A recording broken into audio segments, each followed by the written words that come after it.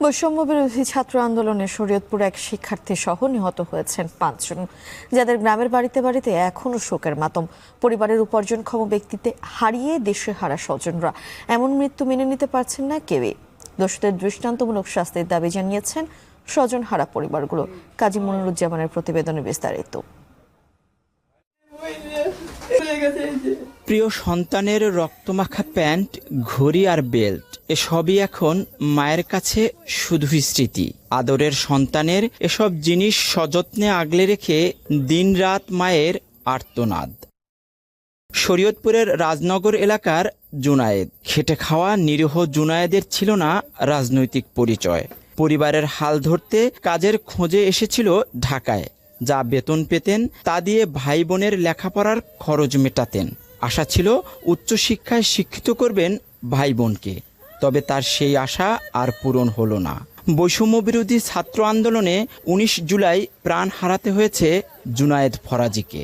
বাজ্যা যদি ডিম রান্তাম কোনোদিন বুনা করতাম তো খাইতো, ও খাইতো চিংড়ি মাছ, মানে ভালো খাবার খাওয়ার ও চাইতো। যেদিন একটু খুদা ভাত রান্তাম এদিন আমার বান্ধবী একটু ভাত ধরে একদিন ভাত ধরে মুখে দিত না। আমার বলে কি, মা আমি না 2টা প্যান্ট কিনছি আর 2টা শার্ট কিনছি, মা এসে কই বাবা লাগলে তো কিনতে হইব। কয় মা অফিসে যাই, ভালো জিনিস না পরে গেলে আমার সেমন তো কয় না। আমি ওর জন্মের পরে দেখি নাই যে এই গ্রামে ওর নামে কোনো ধরনের কমপ্লেন আছে। ও মোটামুটি ছেলে হিসাবে ভালো আমার দৃষ্টিকোণ থেকে। যেমন ছিল আমার দাদা সুন্দর, তেমন ছিল আমার দাদার চেহারা, আধার কার্ড ভিতরে একদম। 19 জুলাই ও দোকান বন্ধ করে নিচে নামছে। নিচে নামার পরে দেখে যে গোলাগুলি মানে মারপিটটা লাগিয়ে আছে ছাত্ররা এবং ওই প্রশাসক। এই মুহূর্তে সে গুলিবিদ্ধ হয়েছে। জুনায়েদের মতো একই দিন প্রাণ হারায় শরীয়তপুরের শোলপাড়ার চরচিকন্দি গ্রামের মামুন। নিহতের কবরের পাশে স্বজনদের কান্না। সরকারি তিতুমির কলেজের শিক্ষার্থী মামুন পড়াশোনার পাশাপাশি করতেন ফ্রিল্যান্সিংয়ের কাজ। অসুস্থ বাবার চিকিৎসা আর দরিদ্র পরিবারের হাল ধরেছিলেন তিনি। পরিবারের সবার মুখে হাসি ফোটাতে 22 জুলাই মধ্য আমেরিকার দেশ বেলিজের ফ্লাইট ছিল তার। হলো না বিদেশ যাত্রা। ঘাতকের গুলিতে চলে গেলেন পরপারে। স্থানীয়দের কাছে মেধাবী ও ভদ্র হিসেবে পরিচিত ছিল মামুন মিয়া। আমারে ডাক্তার দেখাইব নিয়ে যাইব শরীয়তপুর, ডাক্তারের লাগে এই করতে আগেই কথাবার্তা হয়েছে, আমার ডাক্তার কাছে নিয়ে যায়। বয়সে আমার ছোট, কিন্তু আমার অনেক অনুপ্রেরণা দিয়েছে কিভাবে কি করা যায়। আমি 7টা রাষ্ট্র ভিজিট করছি, এর পিছনে ওর অনেক অবদান। ও মানে আমাকে বলছে আপনি কোনো টেনশন করবেন না। ওর পড়াশোনার শেষ পর্যায়ে যতটুকু শুনেছি যে ও বাইরে যাওয়ার জন্য চেষ্টা করছিল।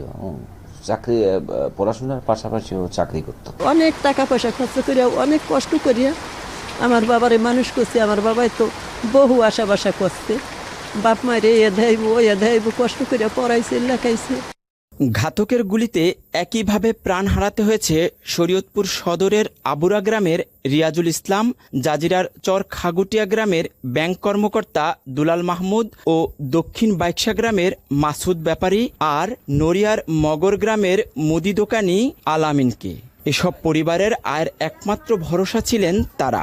স্বজন হারিয়ে এসব পরিবার এখন অসহায়। তাদের দাবি হত্যার বিচার আর পরিবারের পাশে সাহায্যের হাত বাড়াবে সরকার।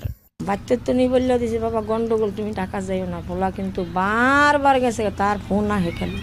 ছোটো বাইরে বললো, ভাই তুমি এলো পড়ালেখা করো, তুমি স্টাডি, তোমারে মানুষের সন্দেহ করবো, আমারে কেউ সন্দেহ করবো না, আমি হলো কাজ করি বাদ খাই। রাজনীতি বা গন্ডগোল কোনো দিকেই সে থাকতো না। সে তার মতো করে কাজ করতো, বাসায় আসতো। এই 5 মিনিট লাগবে আবার বাসায় আসতে।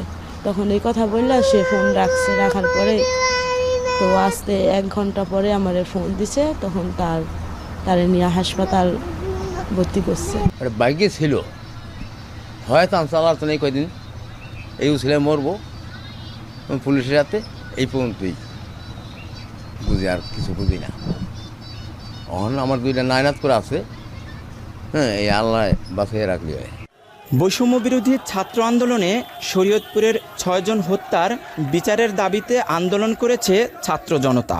দ্রুত সময়ের মধ্যে বিচারের আওতায় এনে দোষীদের সর্বোচ্চ শাস্তির দাবি তাদের। কাজী মনিরুজ্জামান, এখন শরীয়তপুর।